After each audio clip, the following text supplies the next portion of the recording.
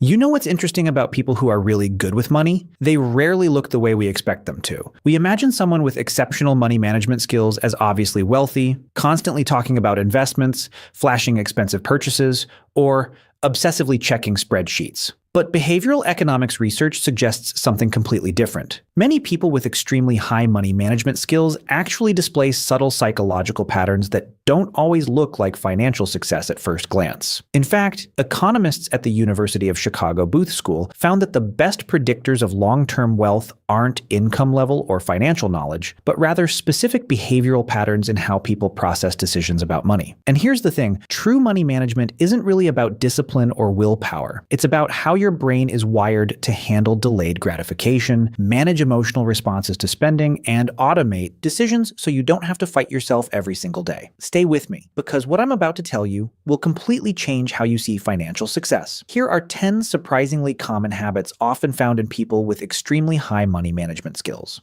1. They barely think about money. The first one sounds contradictory, but people with exceptional money management skills often spend very little mental energy actually thinking about money. Not because they're careless, but because they've automated their financial lives to the point where money becomes invisible. Research from Cornell University found that people who automate their savings and bill payments experience significantly less financial stress and accumulate more wealth over time than those who manually manage everything.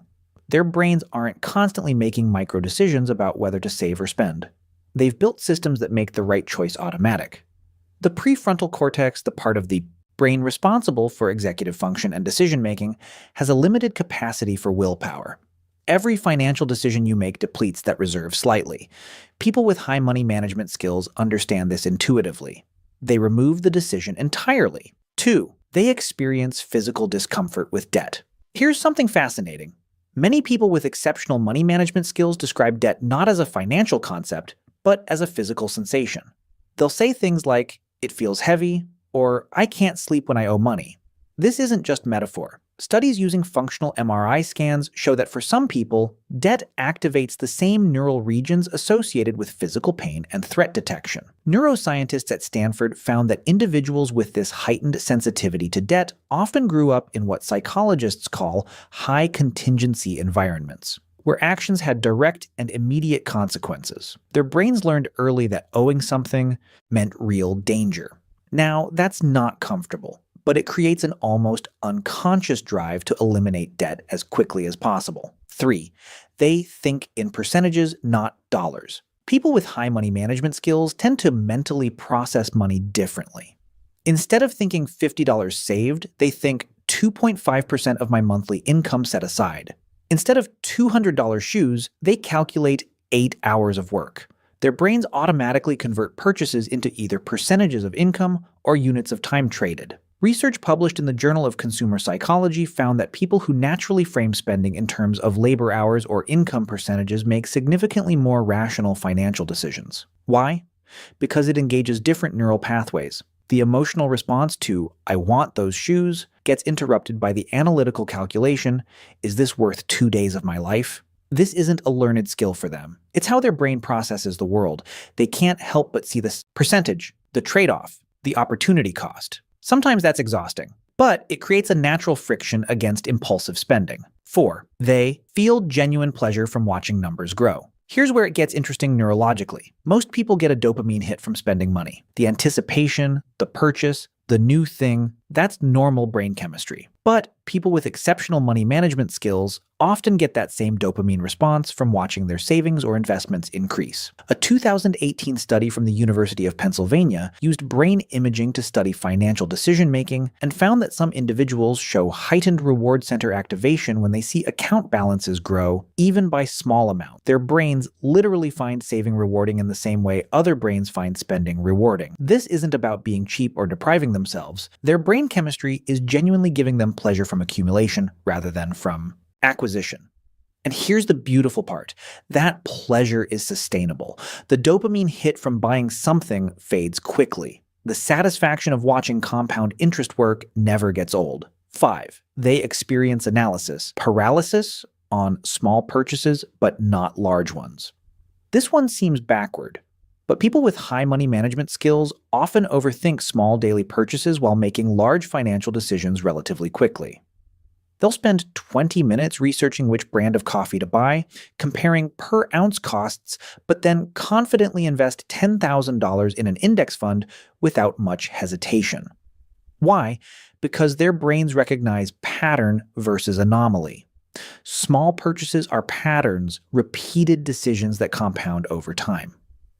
A 2019 study from MIT found that people who carefully optimize recurring small expenses tend to build significantly more wealth than those who only focus on big purchases, because the small decisions happen hundreds of times per year. The large financial decisions, by contrast, have usually been pre-decided through research and planning. Their brain has already done the analysis. When the moment comes, it's just execution. 6. They feel uncomfortable with lifestyle inflation. Most people experience what economists call lifestyle creep.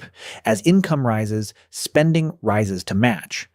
But people with exceptional money management skills often describe a psychological resistance to this pattern.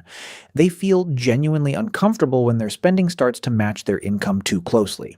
Research from the National Bureau of Economic Research found that individuals who maintain significant income-to-spending gaps, regardless of income level, accumulate wealth at rates far exceeding their peers. But here's what nobody talks about. This isn't always pleasant. They describe feeling out of place, like they're living below their means, even when their means have grown substantially. Their brain has anchored to a certain spending baseline, and increasing it feels wrong. Not morally wrong, just wrong. Like wearing shoes that don't fit. This creates social friction sometimes. Friends wonder why they still drive the same car. Family questions why they don't upgrade their house, but their internal comfort zone hasn't shifted just because their bank account has. 7. They treat future self as a real person. Here's something psychologists find fascinating. People with high money management skills display unusually strong connections between their present self and their future self. When they imagine themselves at 65, retired, living on savings, that person feels real to them, not abstract, real. Studies using virtual reality at Stanford's Virtual Human Interaction Lab found that when people interact with aged avatars of themselves, their saving behavior changes dramatically. But some people naturally have this mental connection without the technology. Their prefrontal cortex maintains vivid models of their future self, and that future person has a voice in present decisions. When they're considering a purchase, they're not just thinking, do I want this now? They're thinking, does 65-year-old me wish I had this, or wish I had invested this instead? And they genuinely care what that future person thinks, because to them, that future person is already real. 8. They experience buyer's remorse before buying. Most people experience buyer's remorse after a purchase. That sinking feeling when you get home and think, did I really need that? But people with exceptional money management skills often experience it before they buy. They feel the regret in advance. Psychologists call this effective forecasting, the ability to predict your own emotional responses to future events. A 2017 study from Princeton found that individuals with strong effective forecasting abilities in financial contexts make fewer impulsive purchases and report higher long-term financial satisfaction. Their brain runs the simulation. I buy this. I get home. I feel foolish. And they feel that foolishness now before the transaction happens. It creates a natural brake on impulse spending, not through discipline, but through accurate emotional prediction. 9. They have extensive mental models of financial catastrophe. Here's something that sounds dark, but is actually protective. People with high money management skills often carry detailed mental scenarios of financial disaster, job loss, medical emergency, economic collapse. They've mentally walked through these scenarios repeatedly. This relates to something psychologists call defensive pessimism, a strategy where people set low expectations and mentally rehearse potential problems. Research from Wellesley College found that defensive pessimists actually perform better in uncertain situations because they've already processed the anxiety in advance. For financially skilled people, this means they've already grieved the loss of income, already planned for the market crash, already figured out how they'd survive. It's not fun. It probably contributes to financial anxiety even when things are going well. But it also means they build robust emergency funds, diversify income streams, and avoid over-leveraging themselves, because they can vividly imagine what happens if they don't. 10. They feel guilty about spending on themselves. And here's the one that reveals the hidden cost of all this. People with exceptional money management skills often struggle with guilt around personal spending, even when they can afford it, even when they've hit their savings goals, even when the purchase is reasonable. Their brain has been so thoroughly trained to associate spending with loss, with failure, with choosing present pleasure over future security, that it's hard to turn that off. A 2020 study published in the Journal of Economic Psychology found that individuals with high savings rates often experience more guilt around discretionary spending than those who save less, even when their financial situations are objectively secure. They know intellectually that they can afford that vacation, that nice dinner, that new laptop, but emotionally it feels like betraying themselves, like breaking a promise to their future self. And here's what nobody tells you about being good with money. Sometimes it doesn't feel good. Sometimes it feels like denying yourself constantly, even when the denial isn't necessary anymore. Now, let's talk about what this really means, because here's the thing. When we look at these 10 habits, they don't all look like advantages, do they? Some of them look like anxiety, some look like overthinking, some look like an inability to enjoy the present moment. And you'd be right. That's exactly what they can be. See, the psychology of money management is complicated. These aren't people who've simply mastered some financial techniques. These are people whose brains process risk, reward, time, and security differently.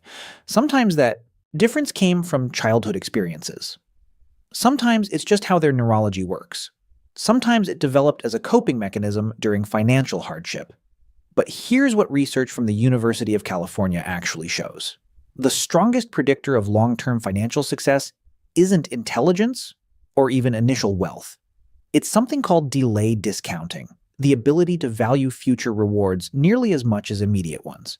And that's not really a skill you learn. It's how your brain fundamentally weights time. Most people's brains massively discount the future. $1 today feels worth much more than $1 in 10 years, even accounting for inflation and interest. But people with exceptional money management skills have flatter discounting curves. Future money feels almost as real as present money, and that changes everything about how you make decisions. Think about that for a moment. Your entire financial life might be shaped not by your knowledge or discipline, but by how much your brain discounts future value. That's simultaneously liberating and uncomfortable. Liberating because it means if you struggle with money, you're not broken or lazy. Your brain just weights time differently. Uncomfortable because it suggests financial success might be less about choice than we like to believe. But here's where it gets hopeful. While the baseline tendency might be neurological, the behaviors can be learned and automated. Even if your brain naturally discounts the future heavily, you can build systems that work around that. Automatic transfers, artificial friction on spending, gamification of saving. These are ways to create the same outcomes without having the same natural wiring. The people with exceptional money management skills aren't special because they have these psychological patterns. They're just lucky that their psychology happens to align with long-term wealth building. But you can build the same architecture externally through systems and automation. And let's acknowledge something else. These psychological patterns come with real costs. The constant forward thinking can create anxiety.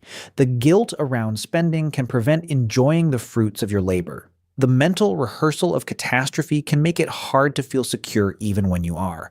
The difficulty relating to people who spend more freely can create social isolation. Neither approach is objectively better. The person who lives fully in the present, who spends what they earn, who doesn't worry about retirement because it's too far away to feel real, they're not wrong. They're experiencing life in a different way. They're probably having more fun right now. They're probably less anxious. They're probably more socially connected. And the person who saves aggressively, who can't enjoy spending, who's constantly running disaster scenarios, who watches their investment accounts like other people watch sports, they're not better. They're just different. They're trading present pleasure for future security. That's a trade-off, not a virtue. Both are valid. What's interesting is that our society treats one as responsible and one as irresponsible, when really they're just different neurological responses to uncertainty and time. One brain says the present is certain, the future is abstract, optimize for now.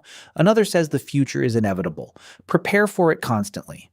Neither perspective has complete truth, so if you have these money management patterns, if you recognize yourself in these 10 habits, you're not superior, You're wired a certain way that happens to produce financial outcomes our society rewards. But you might also be missing out on present joy, struggling with guilt, or carrying unnecessary anxiety. And that's real too. And if you don't have these patterns, if money management feels impossible, if you struggle to save, if future you feels too abstract to care about, you're not broken. You're not undisciplined. You're not failing. Your brain just processes time and reward differently. And you can either accept that and build systems to compensate, or you can recognize that maybe accumulating wealth isn't actually your highest value. And that's okay too. Because here's what the research actually shows. Life satisfaction peaks at a certain income level, and beyond that, more wealth doesn't create more happiness. The psychological patterns that create wealth can simultaneously create anxiety. The discipline that builds security can also build rigidity. You've got to decide what you're optimizing for, security or experience, future comfort or present joy. Neither choice is wrong. They're just different equations with different variables. And maybe the real wisdom is finding the balance, building enough security that you don't live in fear, but not so much that you can't enjoy what you have. Thinking enough about the future that you're prepared, but not so much that you miss the present. Having enough guilt to prevent destructive spending, but not so much that you can't enjoy your own money. That balance looks different for everyone because we're all working with different brain chemistry, different childhood experiences, different risk tolerances, different values. So if you're watching this and you recognize these patterns in yourself, excellent. You're probably going to be financially secure. Just remember to actually enjoy some of it.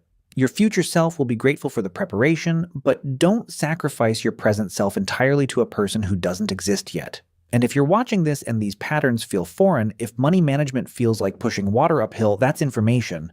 Either build systems that make it automatic so you don't have to rely on a brain that's not wired for it, or accept that your values might lie elsewhere and that's legitimate.